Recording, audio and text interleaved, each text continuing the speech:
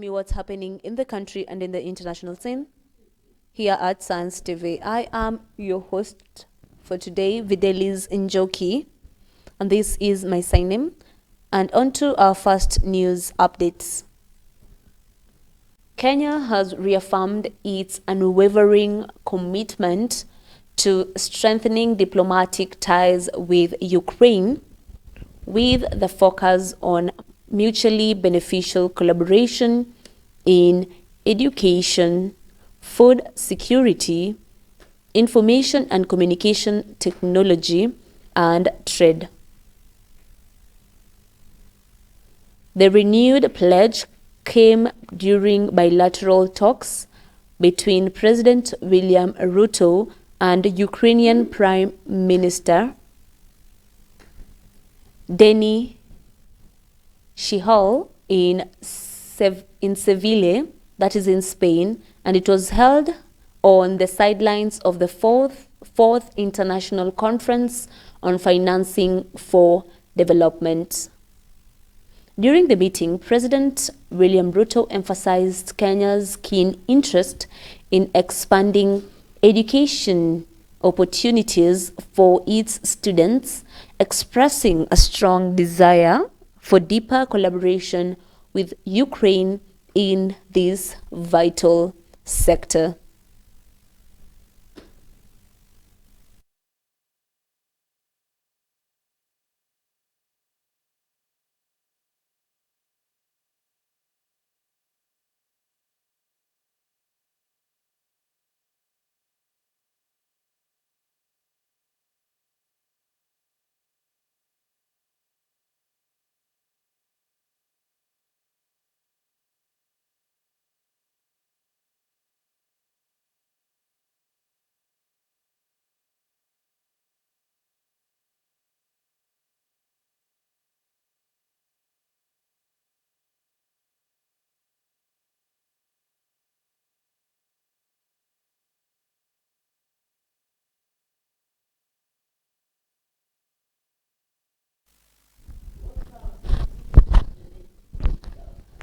What a good partnership, bilateral discussion which we are having between our president and the Ukrainian prime minister.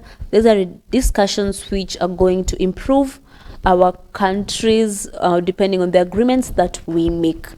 Allow me to continue with other news updates where the long-standing tradition of subsidized lunch for the Kenya Defense Forces personnel is officially coming to an end. From Tuesday, July 1st, 2025, KDF soldiers or officers will transition to a pay-as-you-eat pay system, effectively ending the exchange cure funding meal program in military barracks across the country. The Ministry of Defense has stated that the move is aimed at streamlining budgetary allocations, ensuring efficiency in the use of government's resources, and providing soldiers with access to a wider variety of meals that suit individual preferences. The old system, where the ministry noted a demand of non-cost-effective, leading to inefficiencies such as long queues and a lack of flexibility in mealtime and allocations. This new policy replaces a program that has been in place for decades, with the ration cash allowance for lunch being introduced at 2,000 after breakfast, and dinner subsidies were discounted.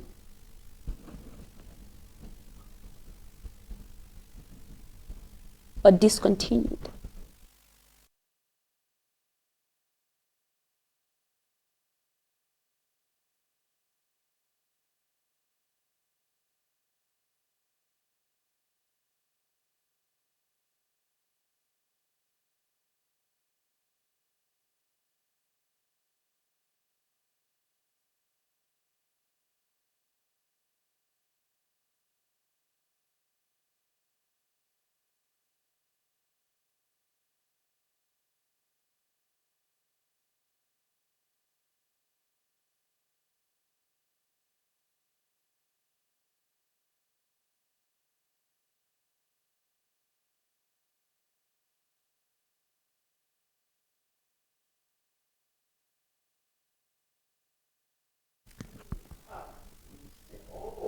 As you've seen, we have gotten a good program that is going to allow the military people to have benefits. 2,000 for breakfast and dinner. That is actually a good system and initiative that is going to allow more employment.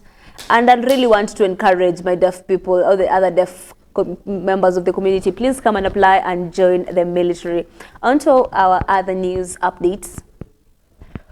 Boniface Kariuki, the 22-year-old mask hawker who was shot by a police officer during protest in Nairobi June 17th, has been declared brain dead.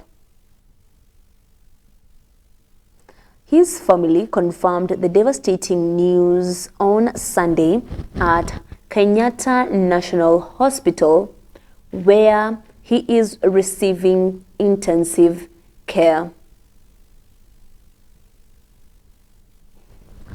The family spokesperson, Emily Wanjira, while addressing the media, stated that doctors at KNH informed them around midnight that Kariuki's brainstem has ceased functioning.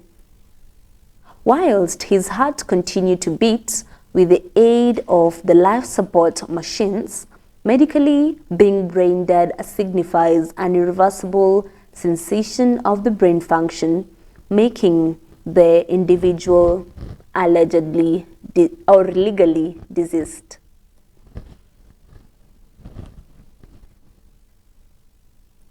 Mr. Kariuki was shot at a close range during demonstration protesting against alleged police brutality and the custodial death of an influencer, Albert Ojwang.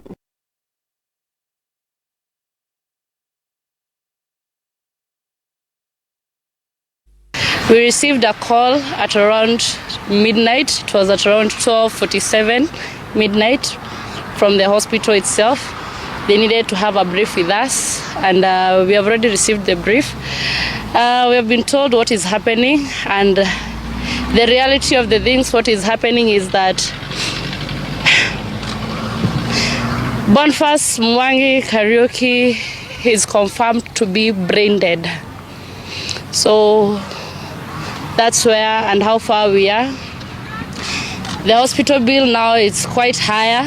We are at 3 point something now. So we are praying and hoping now for the well-wishers, because now when somebody has been confirmed brain dead, we know what it means. So the brainstem of Boniface Mwangi Kariuki, it's not working any longer. So for all the well-wishers, we as the family of Boniface Mwangi Kariuki, we cry upon you, because a lot of hopes and promises were being given to us, but none has come through. So on behalf of that, we were given a pay bill for the medical bill fund, whereby is 7682,551 account. It's your name, and the name that to reflect out of that pay bill, it's Boniface Mwangi Kariuki Medical Fund. So hapo ndipo tuko. Thank you.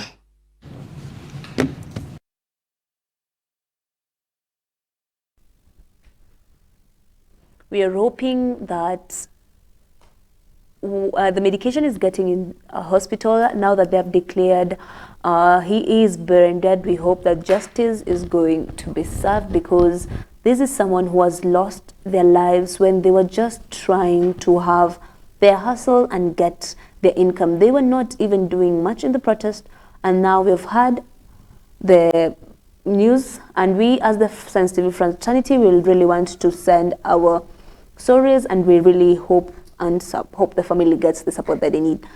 On to our other news updates. The Senate has begun deliberations on Isiolo Governor Abdi Ibrahim Hassan Guyo impeachment following his removal by the county assembly last week on charges of severe misconduct and abuse of power.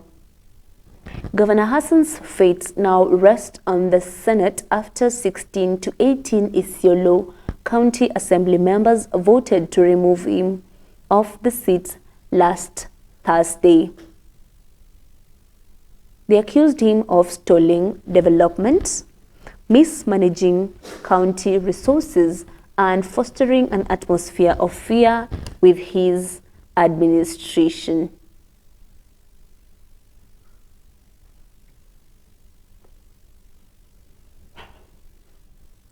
So, Sericho MCA Abubakar Godana, who sponsored the motion, cited the governor's alleged failure to meet local revenue targets, despite Isiolo's county receiving one of the lowest revenue allocation nationally, and the governor is also accused of ballooning the county's executive with 36 advisors and 31 chief officers.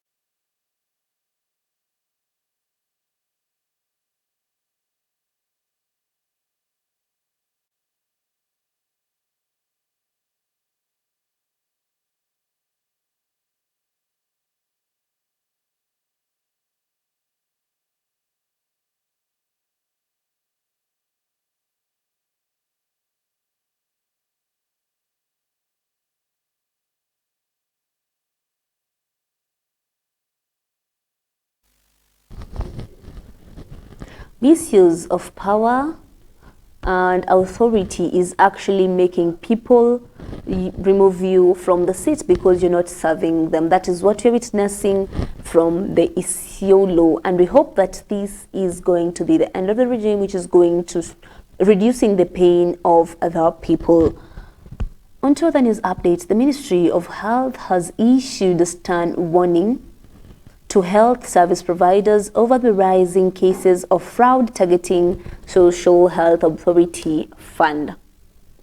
In a statement, the Health Cabinet Secretary Aden Ndwale said that the government has observed worrying trends involving healthcare facilities, doctors, and the patients colliding of defraud to the public health insurance system. The ministry has raised the alarm over incidences where some healthcare facilities are covering outpatient claims into inpatient claims in a bid to receive higher reimbursement from the fund. In some cases, patients are reported of being admitted unnecessarily, with health workers coerced into inflating patients' numbers without medical justification.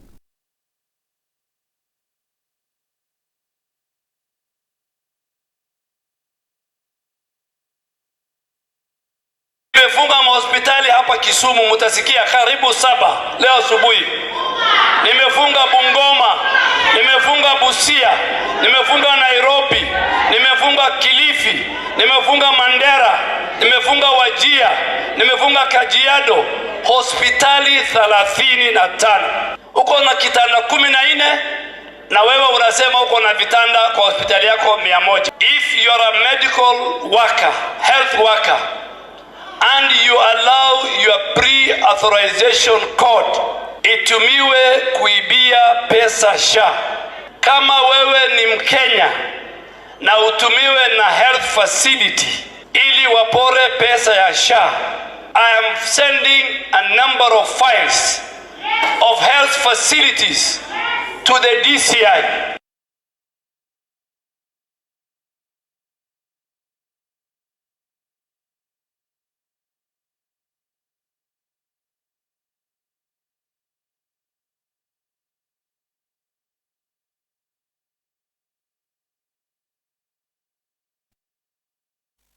People are really trying to corrupt the system and get funds from SHA. And now we are seeing the warnings are being given. I hope people get to listen and avoid cases of arrest or more incidences. Let's stop corruption and all these things. things which are happening behind the scene, and let's do things in the right way. On to a final news update. The former Deputy President Rigathi Gachagua has vehemently dismissed accusations linking him to the orchestration of Wednesday's widespread Gen Z's protest that swept across the country. Speaking publicly, Gachagua, now the leader of the Democracy for Citizens Party, labeled the claims as false, malicious, and politically motivated, asserting that the government is attempting to get a scapegoat to defeat its own handling of the demonstrations. He challenged the government, questioning why, if they possessed intelligence about his alleged involvement, they failed to apprehend him or apprehend any of his purported goons. And he further stated that if such individuals were indeed under his direction, they would either be in custody or have faced severe consequences. The shops that were looted at night under police supervision were marked in green as shops owned by people from Mount Kenya region. Hizo nasikia polisi ilichoma Kikuyu. Ni uongo. Who can attack a police station? You have nothing, you have no gun, polisi wako pale wana bunduki. Ati inasemekana ati watu wameingia polisi, ati wamechoma police station wameenda. How? Watu walichoma vitu ni watu si wa area hiyo, wajulikani. Ati ndio washike huyu Medho. Huyu Medho anaweza choma vitu hapa Nyandarua? We are not fools. Sisi si wajinga. That talk of ati coup, ati ilikuwa coup ya kupindua rais, ni kitu wanatafuta ndio waangaishe viongozi na vijana ya jamii yetu. Taita Taveta wanasema one time. Nimeona mpiki anasema kama Ruto angekuwa Kamau ama Njoroge hakuna one time. Wewe mheshimiwa, huyu Kamau na Njoroge ndiye alichagua Ruto.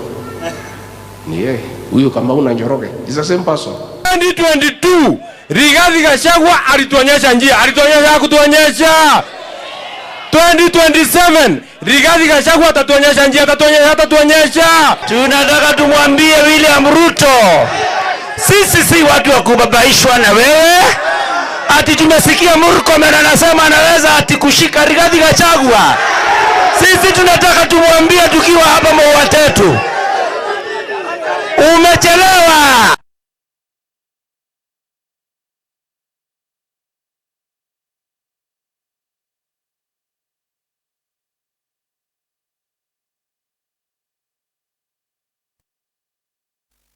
And that is all we had prepared for you, our viewers. Thank you for joining us for the news updates.